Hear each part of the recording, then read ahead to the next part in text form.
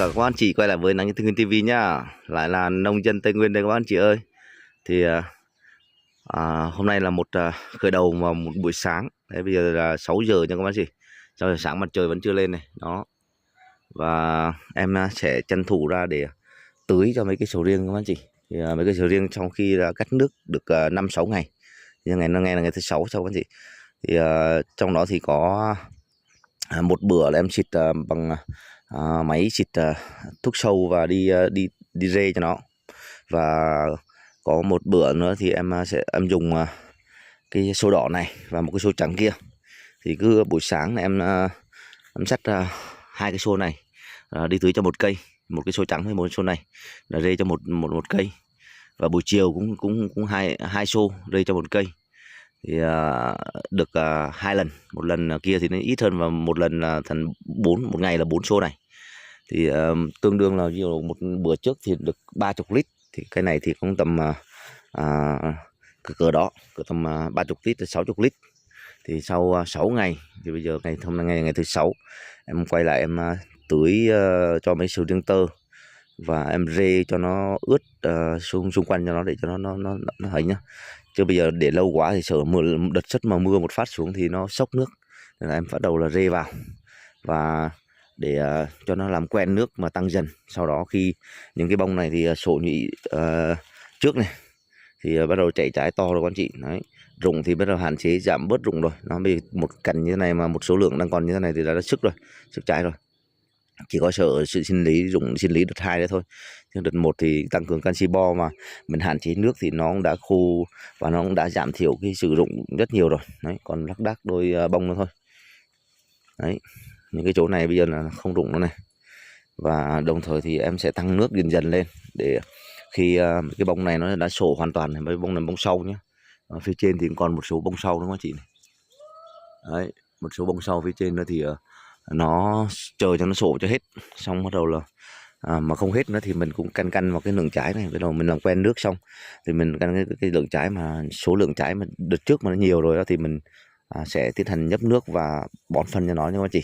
Chứ bây giờ nếu chờ cái thằng sau kia nó thì thằng trước này nó để ra nó thiếu nước, thiếu cái phân nó thì nó cũng chậm phát triển, chậm chảy trái nhá. Đây có hiện tượng cái lá này là bị cái gì các chị. Đấy, cháy mấy lá phía dưới này, không xịt chặn đọt thôi nhá, đốt đọt thôi nhá. Bộ lá thì bây giờ buổi sáng thì nó đang còn ngủ nên nó chưa được tươi tỉnh lắm, nhưng mà về trưa nắng các anh chị, nhất là khi mà bỏ cái nước vào rồi là một trưa là ra là nhìn cái lá nó xanh, nó bóng mượt, nhìn đã luôn.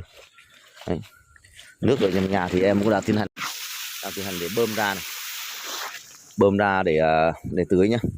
Thì cái bể này mấy hôm nay thì cũng sắp đi tưới nên là nước nó rút cạn rồi, nên là tranh thủ để bơm vào bể với mấy cái phi mấy đồ đây để chứa nước để mà mấy bữa nó mà rê thuốc tưới phân đồ này kia để cho nó có nước mà xài nhá. Tại vì bơm trong nhà đã cũng xa, thì nhà con em đưa xuống thì cũng ít nước nên là mà chuyển theo đường ống thì chạy về trong nhà rồi chạy ra trong quanh không yếu cho bơm nhỏ. Còn đây là bơm hóa tiễn nhá, để có trợ lực nữa thì nó mạnh hơn. Đấy, nên là sẵn sáng đây ra rồi cái là nhấp nước lại và cũng luôn tiện chia sẻ cho các anh chị luôn. Và bây hôm nay em cũng sẽ tăng cường cho mấy cái sầu riêng tơ là cái humic này các anh chị. Humic này được trước mua thì vẫn đang còn nhiều này. Và đây mở ra các anh chị xem cái humic nó như thế nào nhé. Đây humic của Hoa Kỳ này. Đấy, nó đổ lên trên phía đen luôn này. Bây giờ em sẽ tăng cường cho cái mấy sầu riêng tơ để cho nó bén rễ và tiếp tục nó phát triển tán ra. Và cộng thêm cái phần đây là thuốc sâu sinh học này. Đấy, thuốc sâu giảng sữa nha các bạn chị nhé. Bây giờ mình sẽ xịt trực tiếp lên trên trái, và trên trái mà đã sổ rồi các bạn chị, để mình xịt để cho bảo vệ những con rầy rệp, những con này tấn công cái bâu nhá. Tại vì từ hôm trước sổ thì em có xịt đúng xịt có lần hay 2 lần gì á là chưa sổ nhá.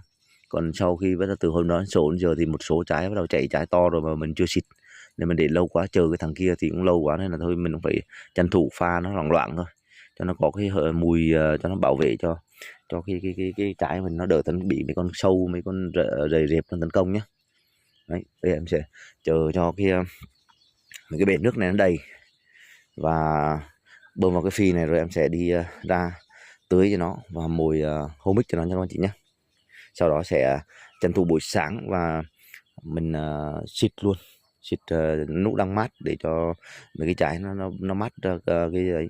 Còn không có thì xịt về chiều cũng được các anh chị. Xịt về chiều thì qua một cái đêm thì nó cũng đảm bảo hơn. Nhưng mà bây giờ nằm trong cây thì nó xung quanh ngoài tán lá nó che thì nó cũng mát, không đến nỗi nào đâu các anh chị. Đấy, thì em sẽ chờ cho nó cái bể này đầy và em sẽ tiến hành đi tưới cho nó nhé. Đấy, bên phía trên thì các chị của vườn nhà ông già thì vào buổi sáng này đấy, có xịt qua đốt đọt và ảnh hưởng của gió nữa, thì các anh chị nhìn thấy cái dàn sầu riêng nó kiểu vàng vàng lá, rủ lá nhá, nó kiểu dạng suy, muốn hiện tượng là suy cây đấy, nó vàng vàng này các anh chị. Sáng nay thì ông già cũng đã tiến hành nhấp nước cho nó rồi các anh chị, nhấp nước buổi sáng rồi, và ông nhấp sớm thì ông đã về, thì em ra sau thì bây giờ lại phải dập bơm lại lần nữa. Còn cái sầu riêng dưới này thì không đốt, gọi là không đốt đọt, chỉ có chặn đọt, và không chặn nổi nữa thì dùng bằng máy chạy bằng cơm là vặt đi, thì cái bộ lá thì nó cũng tương đối ổn hơn các anh chị nhé. Đấy, bây giờ buổi sáng mà cái lá nó như thế này thì tí nữa buổi trưa em tưới xong và em xịt, trời nắng ráo lên thì em sẽ chia sẻ lại cho các anh chị xem coi cái bộ lá vừa khi nó hấp thụ nước và nó không ngủ. Đây là đang ngủ này, nó đang hiện tượng như thế này, nó qua đêm nó đang ngủ này, nó không ngủ thì nó xanh, nó dày cỡ nào. Và nó khác biệt ở chỗ là một bên mình đốt và tác hại của sự đốt lá, và một bên không đốt lá nó khác nhau như thế nào.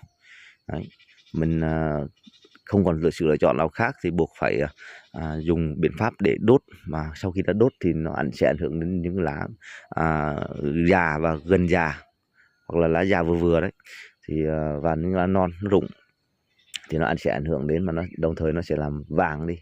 Đấy, vàng như là vàng lá đi. Đấy, em phóng to các bạn chị xem cái chỗ này nó vàng như nào này, đó, thấy chưa? Đấy, các bạn chị nhìn cái độ vàng của cái lá từ phía trên xuống phía dưới nhá, đó là hướng mặt trời nhá, vừa ảnh hưởng của gió nó đánh tả tơi nữa thì nó bị vàng như thế. Đấy, này, những cái này như thế này, đó, một nửa mái bên này là nó xanh nhá, đó mắc một cái gòn nữa, nhưng mà cô bác anh chị để một nửa bên này thì thấy là vẫn đang còn xanh này, đó, chưa? Một nửa bên này là vẫn xanh này, còn một nửa bên này là nó bị vàng, thấy không? Đó, nó bị vàng và nó rù cây, là mất một nửa cây đó, là do ảnh hưởng của gió và ảnh hưởng của gọi là cái gì, MKB đốt, và nó ảnh hưởng đến những lá non, lá gần già và những lá già đấy. Đó là cũng là một sự lựa chọn nhé. Có nhiều vườn người ta có điều kiện, người ta thuê luôn cả một đội ngũ để đi vặt đọt các anh chị, chấp nhận mất tiền nhiều hơn so với đốt.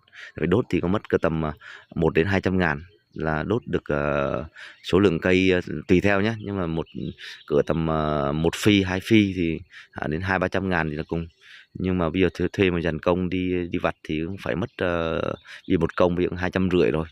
Và một ngày như hôm trước em vặt bình quân em vặt thử thì 7 cây em vặt ngày rưỡi, đó là mình vặt nhanh nhá, nếu không có thì phải 2 công 7 cây, mà số lượng nhiều thì có chỉ tính là làm biết bao nhiêu tiền rồi.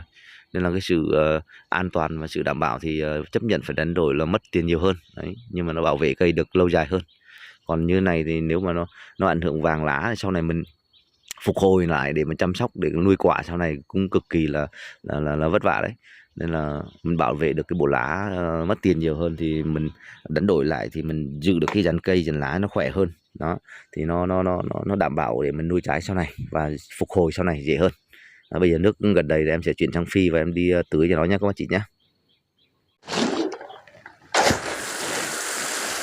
Đấy, bơm cho một phi này nước luôn các bác chị, một bể một phi dây qua cho cái sầu riêng con này, rồi sau mình cho nó ngấm bớt, rồi sau là mình quay lại mình bỏ humic sau nhé.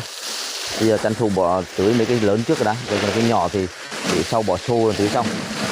Đấy, mình rê như này là nước nó mát rất luôn. sau mấy ngày không không tưới đâu, bây giờ cho nó lớp hầm ẩm vào, không biết là nó có sốc không. Đấy, đây là tút ngoài phía ngoài này luôn này, và mất một phía ngoài luôn. Lỡ nó có mưa xuống thì nó vẫn đỡ. Đấy, hôm nay thì đậm hơn một xí nhá. Rồi sau mình cứ tăng dần lên.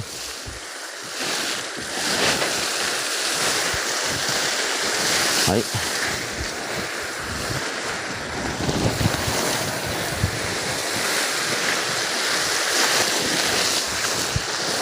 Hôm nay thì cho nó hơi đậm ướt rê một phát. Còn hôm sau thì mình sẽ tăng thêm một xí. Nếu mà có bét tưới tự động thì mình tăng theo giờ, mình căn theo giờ nó dễ hơn các anh chị. Còn không có tưới tự động thì mình tưới cái này nó kiểu mình căn bằng tay, mình cảm nhận của mình nó cũng hơi khó hơn một xí. Đấy. Này thì 2-3 ngày sau mình phải tiến hành nhấp vào cho nó tiếp.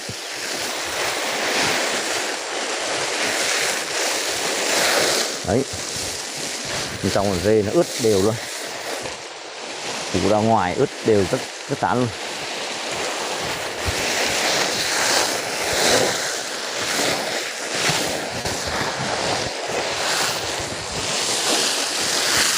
Sau khi nhấp này mà nó làm quen được nước rồi các chị, bắt đầu là mình tăng dần. Còn cái số bông sau nó lở nó có ảnh hưởng thì cũng phải đành chịu nhé. Cái số lượng bông trước mà nó đủ cho mình là mình phải theo cái cổ bông trước rồi đã. Còn cổ bông sau thì chẳng như mình sơ cua thêm. Đấy. Đấy.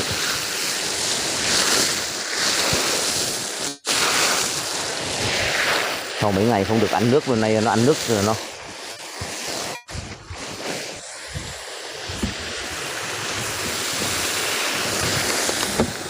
Đấy, lúc đi ra thì mặt trời nó chưa lên các bác chị. Và bây giờ thì mặt trời nó bắt đầu là lên rồi. Đấy, một cây mình sẽ cho căn mình cho nó nhúm humic hòa vào trong xô luôn và tưới xung quanh. Sau đó mình sẽ rê nước cho nó ngấm nha các anh chị. Đấy. Đen thui luôn.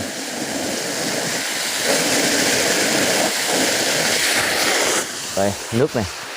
Đấy, các bác chị nhìn thấy màu đen không? Tưới bên phía ngoài tán lá nhá. Sau này rễ non nó ra, nó mò nó ăn là nó sẽ ngấm, nó nhanh hơn. Đấy, một cây cứ một xô humic trộn vào trong nước là nó đen thui luôn.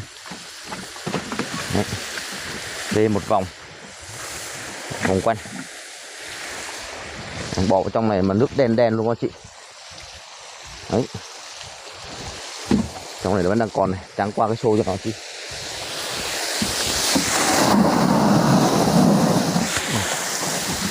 Đổ ra từ trên này. Đấy, đen thui luôn, chạy hòa với nước xung quanh.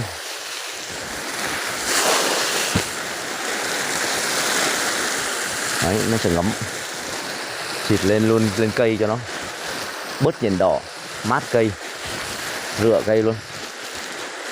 Hy vọng cái cây này sẽ chăm hết năm nay thì nó có lực để sang năm tới xem truyền hình như thế nào.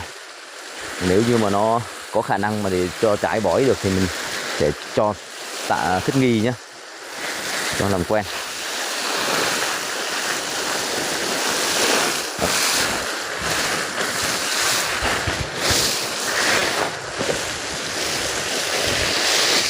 Đấy, một cái lớn này. Hôm nay 5-6 ngày rồi. Bây giờ ăn nước vào phát nữa thì tạo điều kiện cho hấp thụ rễ non và bắt đầu là quá trình phát triển trái non. Đồng thời là nó sẽ tăng cường đi đọt. Đấy. Nó có mặt trái và mặt phải đấy. Bắt đầu là lúc đó là mình sẽ chặn luôn, từ bắt đầu bù giáo. Nói vui như cái anh kỹ thuật kia là không cho trẻ em ra đường. Đấy, chặn từ lúc đang nhỏ, không để nó to rồi chặn khó lắm.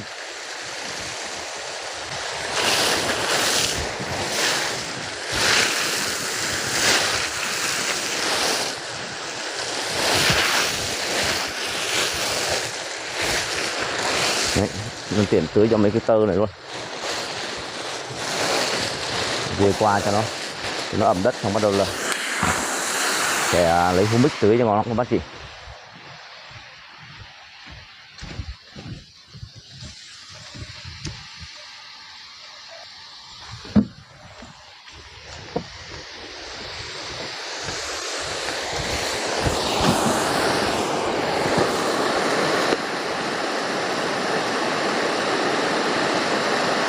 Một hũ humic này mà bỏ nhiều lần mà vẫn chưa hết được.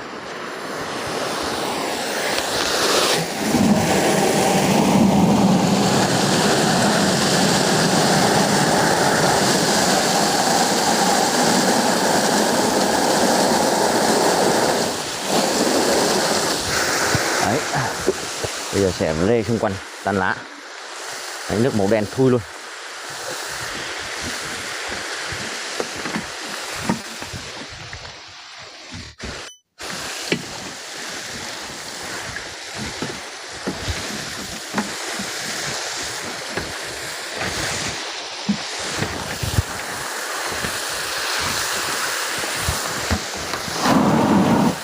Humic này nói chung là nó tưới cũng vừa phải các bác chị. Nếu mà tưới nhiều quá là lạm dụng nó vẫn bị cháy lá nhá. Mình tưới nhiều cũng bị ngộ độc lá chứ không phải cháy lá. Nó ngộ độc nó sẵn lá ở trên đó. Nó làm vàng lá.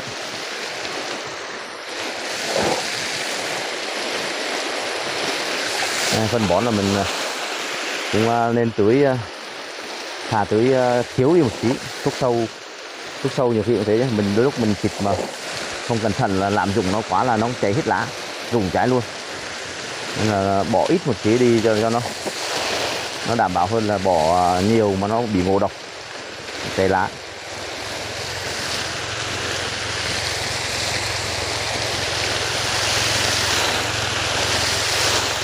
Sau khi bỏ humic xuống là cái phần tán cây là nó bị nước đen thui luôn.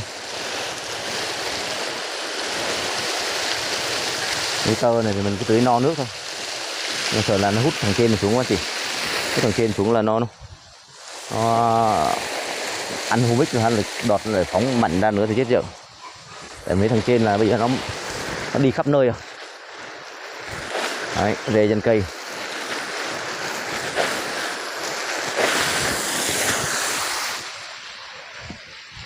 Đấy, các bạn chị nhìn thấy cái dàn diễn viên nó đông con không?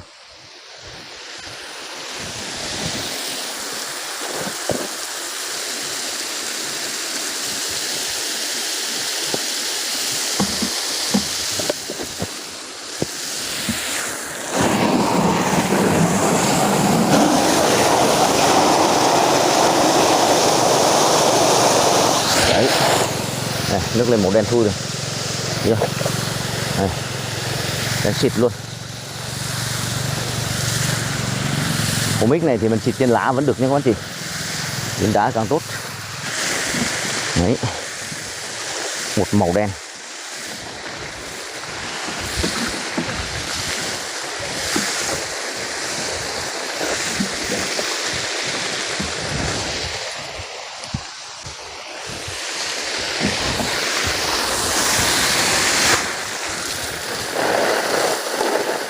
Và xịt nước lên trên cho nó ngấm xuống.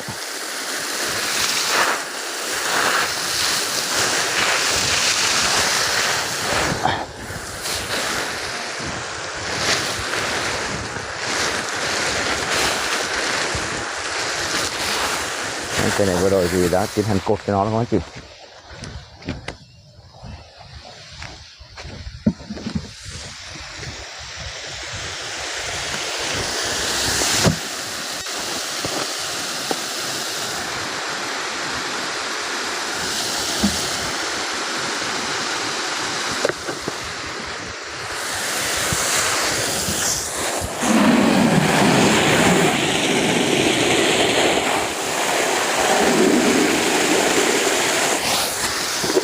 Nếu có máy mà sẵn ngoài đây luôn đó là đúng ra, ví dụ ngày hôm qua là mình đi rê trước cho nó đi, rê humic trước cho nó, rồi hôm nay mình sẽ tưới lên nó khỏe hơn, khỏi mất công thì mình phải đi xách từng xô mà rê như này.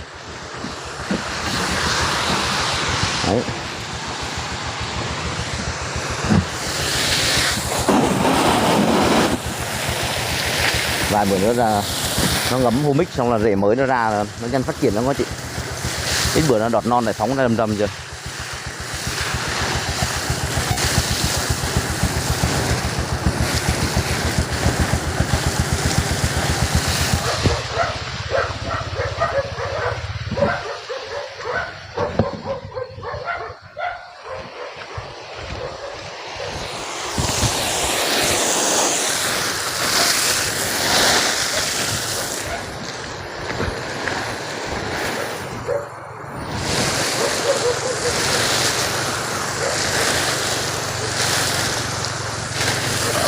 Về qua phát cho nó mát đất xong.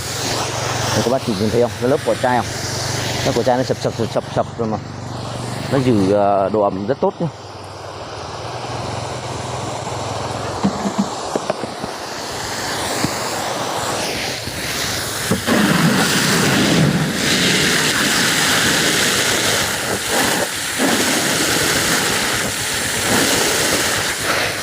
Đấy.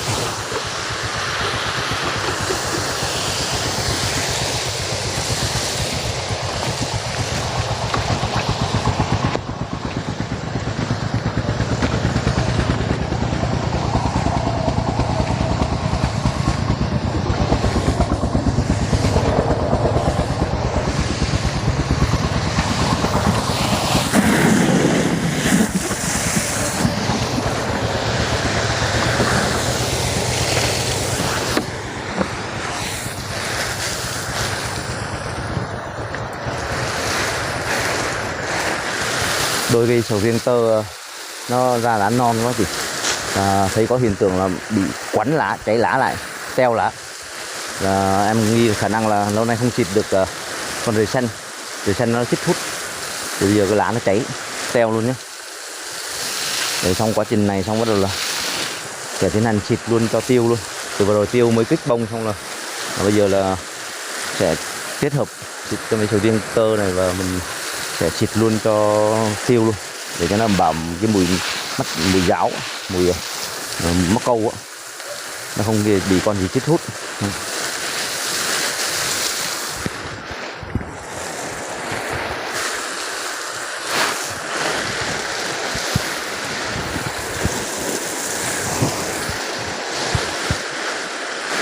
Nói chung là 6 ngày mà hạm nước mà một cây được cỡ 60 lít nước thì bây giờ là mình cho vào thì nó cũng gọi là đang đà khát thôi chị. Đang đà khát thì nó sẽ uống và cây nó sẽ tươi tỉnh lại hẳn luôn. Cho cái bộ lá của em vẫn đang còn sung xanh lá nên là mình tưới vào như này thì mấy cái bông chuẩn bị sổ nhị thì nó mới nhanh mở ra được. Cái thiếu nước thì nó cũng không mở bông nhé, giống như nó hãm bông lại.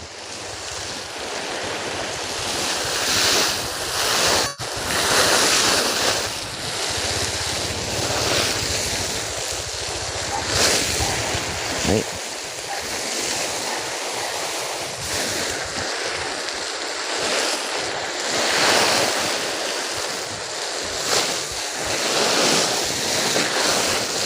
Năm nay cái vườn nhà nào cũng cổ bông lộ ra lung tung hết, không đều, khó làm.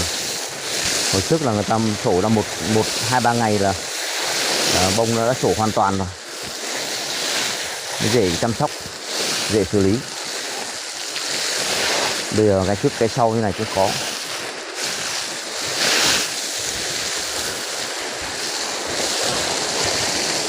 Tây Nguyên TV cảm ơn mọi người đã ủng hộ và đồng hành. Chúc mọi người ngày mới vui vẻ, hạnh phúc, thành công.